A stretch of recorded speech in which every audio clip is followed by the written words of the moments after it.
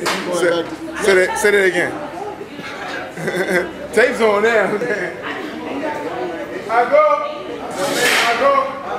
Those who are interested, Bob came all the way over here. He was there to make a presentation on the first day when we arrived. We want to learn how we can utilize the current opportunities in building bridges in DC to Ghana, legal recourse, creating citizenship, changing name, empowering yourself, doing trade, or whatever. If you want to do more than just being a tourist here today, you can get a free lesson from Bob for the next 30 minutes and tell us how we can empower ourselves, right? So if you're not interested, please keep your conversation down when we finish, all right? And anybody got a question, please present it to Bob. Thank you for your time. Akimon, I don't know if we get some people to come in. Brothers and sisters, I know it's a little bit loose tonight, you're scattered. My name is Dr. Hamid Maulana. My background is international marketing and Egyptology. Tell you a little bit why I came is because there are things taking place in Africa, in the world, that many African Americans are isolated and do not understand what's going on. And this is a time that you need to know. Now, I'm going to speak on two topics. One of them is the time is now or never. That is to give you a historical perspective and narrative of who we are. But what is more important, I want to speak to you about citizenship, is to become a citizen of this country and a citizen of Africa. Now, you may feel that there is no need to become a citizen. So what I would have to do is just highlight something for you that you never thought of. Why do you think in America that policemen all over the United States can shoot black folks if Black Lives Matter and they consider that they don't matter? And no officer has been prosecuted for killing, and there's been literally over thousands. The reason is that African Americans are not considered to be a representative body of the United Nations. The United States of America is a representative body. And what I'm saying, by virtue of the fact of you taking the opportunity and the advantage of becoming a Ghanaian citizen, you get this dispensation of sovereignty of a land that you can claim as your own, and nobody in the world can touch you without dressing your ambassador at the United Nations. So you cannot shoot a Ghanaian down in the United States. You cannot shoot another African down without their ambassador being called to the United Nations and having the United States administration to give reasons of why they have done that. And they have to show due cause and due process. So I'm saying to you, with Ghana, with the resources that we have here, it seems like all nationals of the world know the value of Ghana except African Americans. We got gold. It seems like our people are oblivious of that. We are exporters of oil.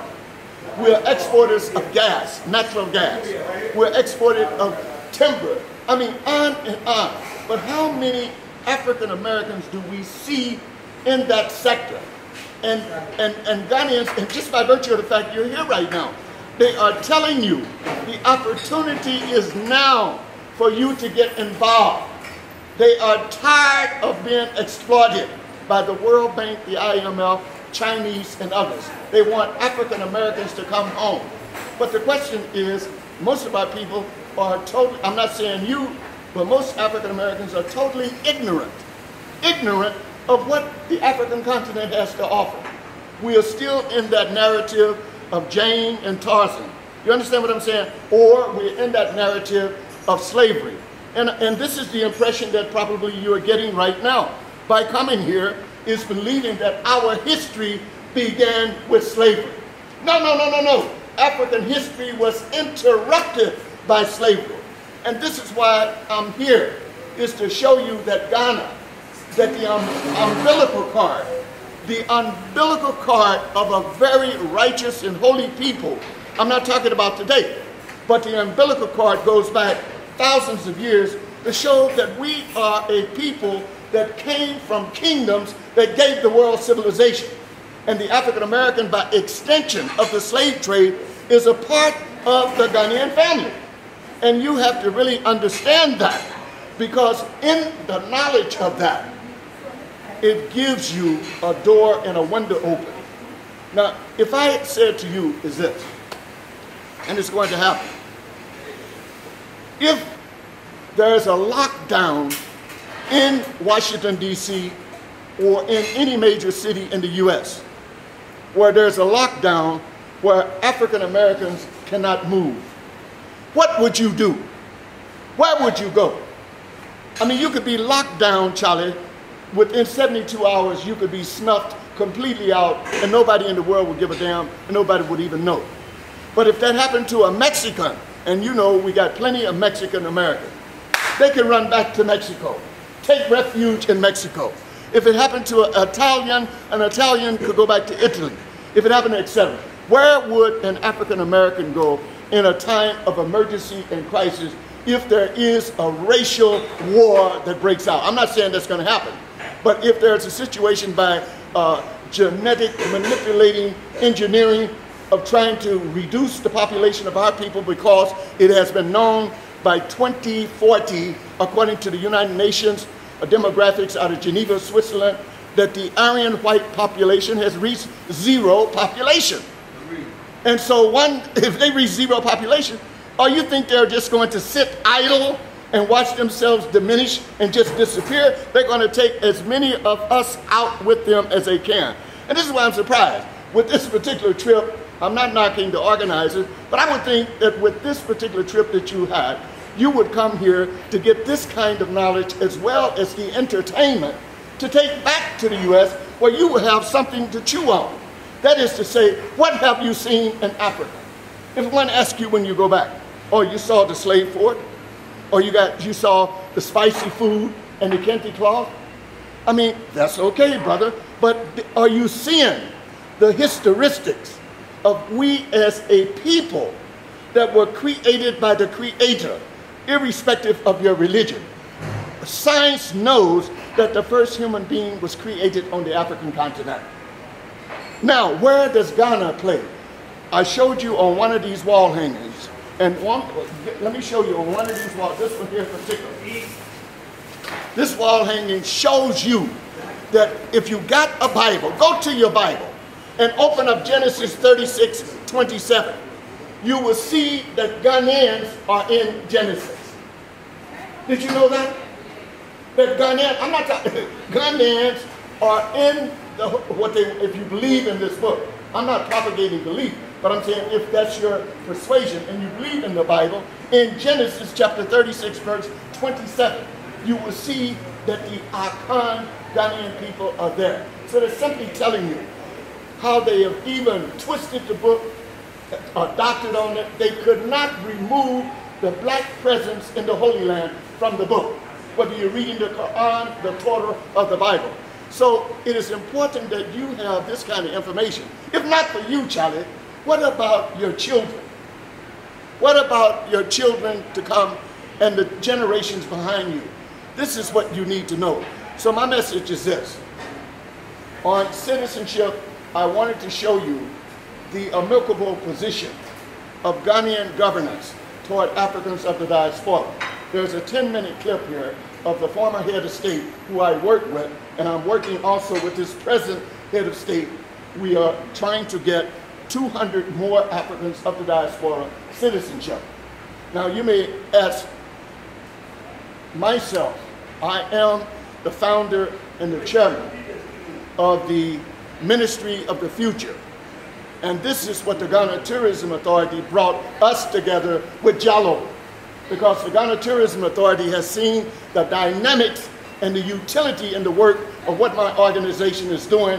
They have said there will be 4 international festivals that they will recognize.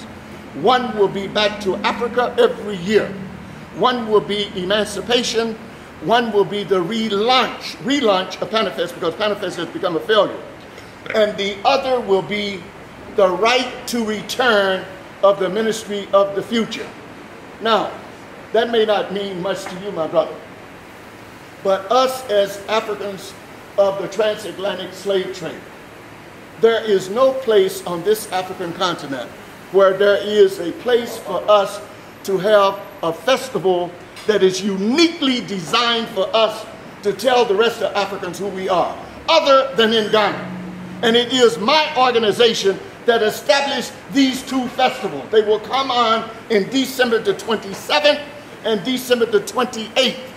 And that is the right to return. And the government of Ghana has given us that right to return. I'm not just making noise, man. They've given us the right to return by granting 34 citizenship upon African Americans where no other government on this continent, no other government, Nigeria, Cote d'Ivoire, Senegal, has ever done that.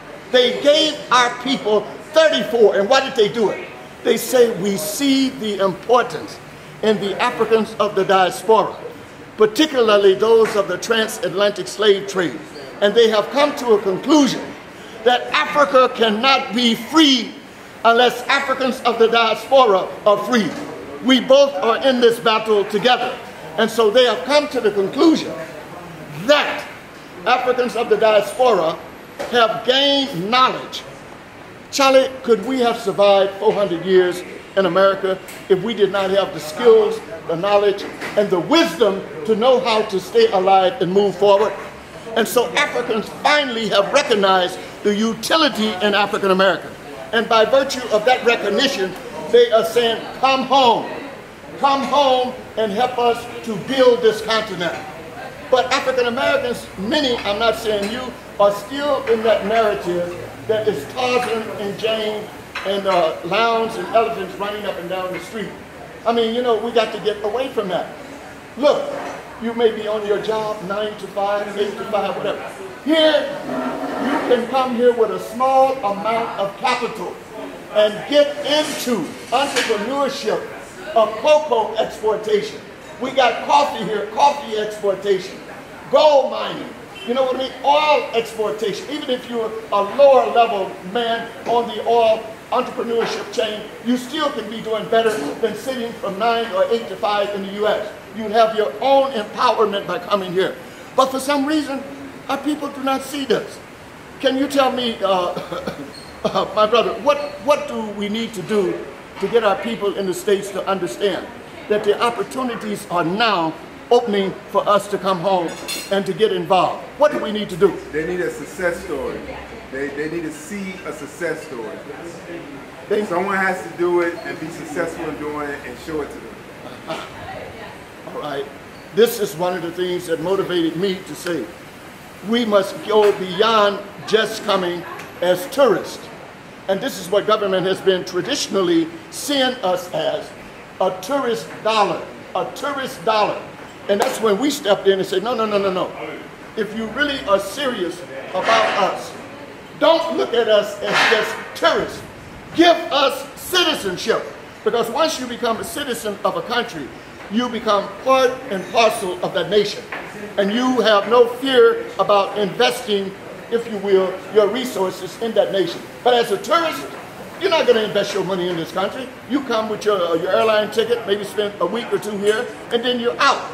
You know what I mean? But as a citizen, so if you're talking about a success story, the success story is not going to happen until you feel security in the country that you're in. And the only way you can feel secure in the country, you have to become a citizen of that country.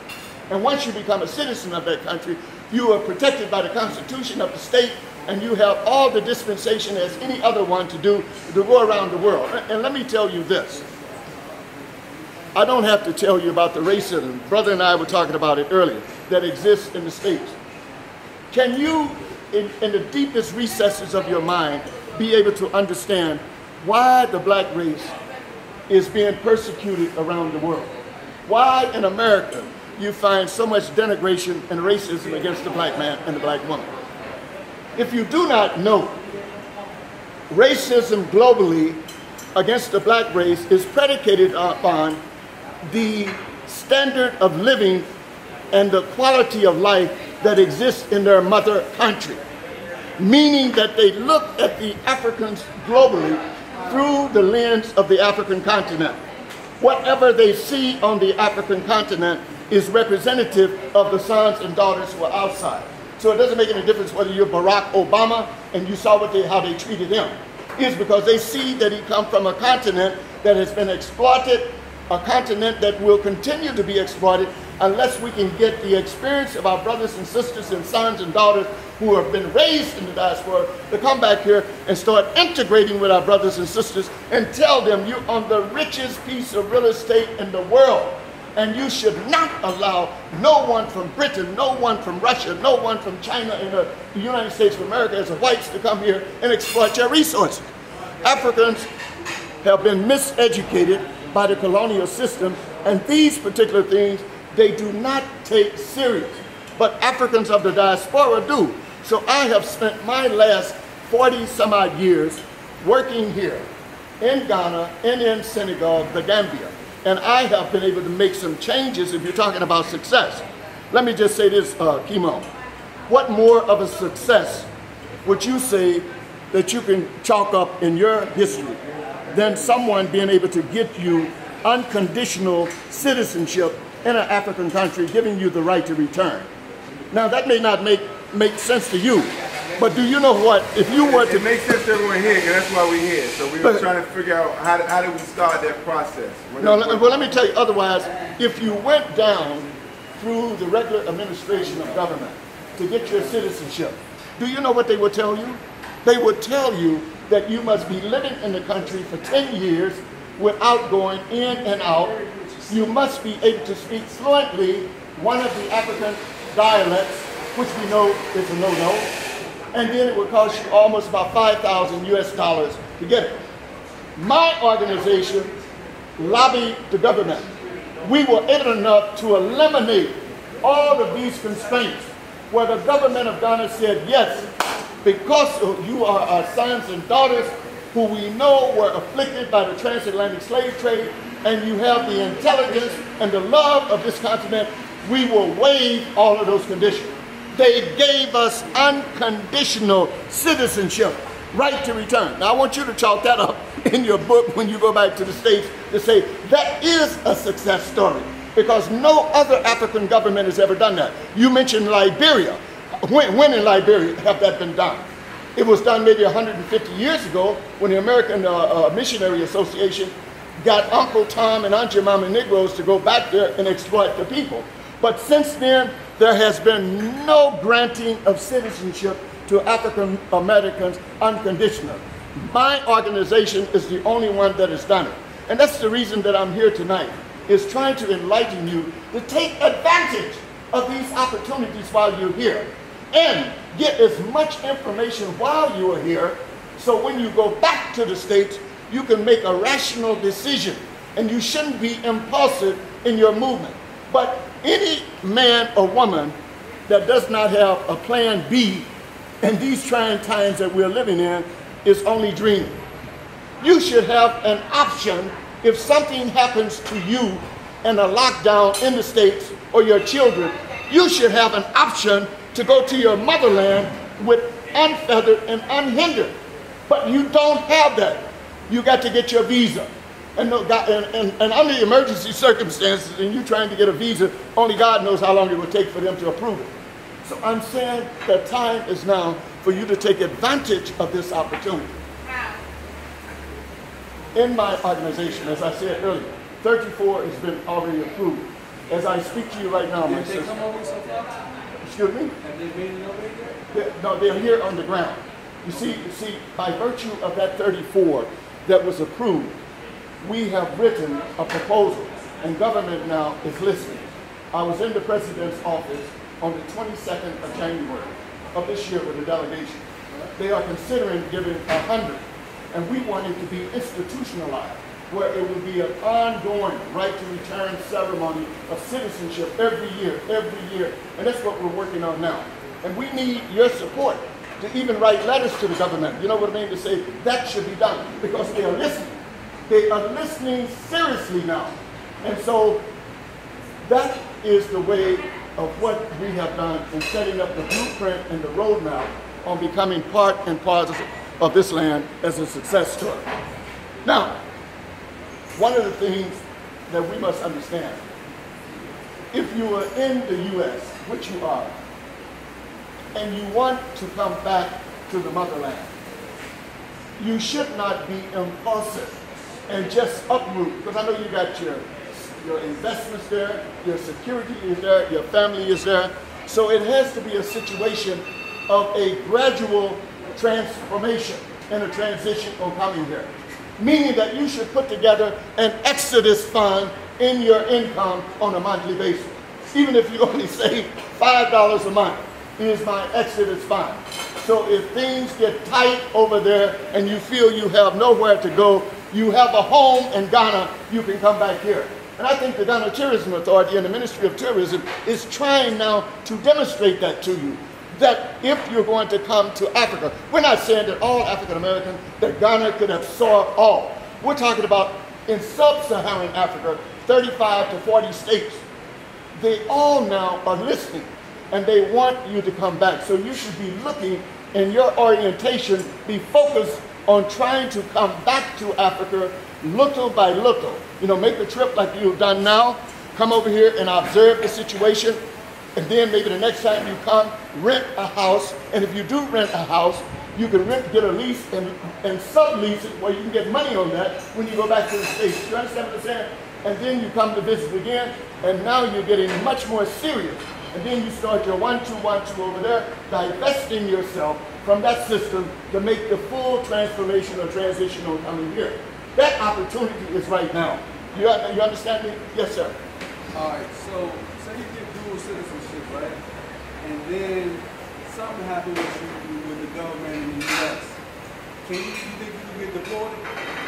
Because you might have been granted the dual citizenship? That is not, oh, sorry, you guessed that, sorry. You said what now? I was about to answer that, but you're Oh, well, let me tell you, there are conditionalities. Ghana is not a banana republic. We have a constitution, and we have international accords, you know what I mean, with the United Nations and other nations. So if you contravene, go against the laws of the land, you understand what I'm saying? I'm saying, no, if you do something bad, or they say you did something bad in the U.S., and they know you have dual citizenship, and they attempt to deport you because you are a citizen, duality of another country. Bob, this is my brother, so let me say that to him. That they wouldn't, having a dual citizenship does not renege or impede upon your existing rights as a citizen of their original country, unless, I got you, unless that said additional citizenship is enemy combatant state. You know what I'm saying? So if you had been a citizen of Iraq or Afghanistan, someone that declared war against, however illegally, then what you're saying would be an issue. But any country they have not declared war against and is not an enemy combatant, I have to make that distinction because it's two different freaking things that they use, then that is not applicable. You can have dual citizenship and enjoy rights of both. So the only countries that they have designated as an enemy combatant or they've declared war against. That's not what I'm just saying. Say for instance, they don't want you in the States anymore because you did whatever they say you did. Can they use that dual citizenship to send you somewhere else after you get out of jail? No, they can't. They can't. Again, it does not. They cannot denounce your citizenship. There's nothing you can do that the government can withdraw your citizenship. You can denounce your citizenship, but the government cannot withdraw your citizenship. Let me give you a classic example, and this is a true story. That's why it's so serious, because once you got it, I won't call the subject's name because he is a celebrity. He's Ghanaian here, but he spent time in the U.S. for decades, and he married a sister over there. They had, I think, about 3 children, but things went amok. You understand what I'm saying? So he grabbed his 3 little children and came back to Ghana. And when he came back, the sister over there filed an international arrest warrant for him to be extradited back to the U.S. Government would not allow that. They would not allow that. You understand me? They would not allow. He's still there right now with the children. They're grown now. This was in 1994. Yeah, so I'm telling you a true story. So there are benefits. But you have to understand this. By you being a citizen of Ghana and another nation, you have to respect the laws of the land and not contravene, and not contravene those laws. As long as you are respecting the laws of the land, you are entitled to the dispensation of that Constitution to protect you. Yes, sister. So we only have about 10 minutes before they start serving dinner, and my question has not been answered yet. And my question is, if you already have the 34 people that have the dual citizenship, what is your company doing, or what information are you providing so we can obtain the dual citizenship? Okay, what I would ask you, that's a very good question, thank you. Kimon, since you have taken the lead on getting me here tonight, sister, or you can take the lead. Get a roll list, paper. Write your name, you understand me? Your WhatsApp number. And my executive secretary, who could not come tonight, she has 200 applications that are about to be approved, and we are still receiving more. And so if you sign in, I'm going to register you on what we call the Ministry of the Future Citizenship Update page, where everything in Ghana that is going on toward getting citizenship on a day-to-day basis, we will send you that information. Yeah, so if one of you, I don't know, can any of you take a piece of paper and put the names and your WhatsApp number on it or whatever. I wanted to, before you go, I know once you start eating, you're not going to pay any attention to anything, but I wanted you to see what the head of state here was saying about your coming home. And I wanted to wrap up and tell you,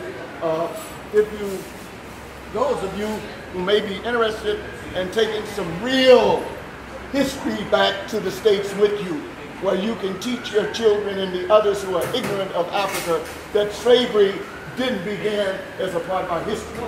That history comes from us, that the world began because of us. And this is a starter for this, because this goes back over 6,000 years ago, and is telling you what position that African people were in 6,000 years ago.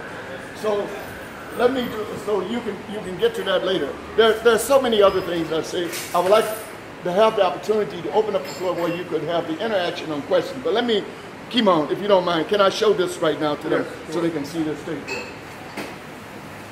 And let me tell you what this is. Why don't you come a little bit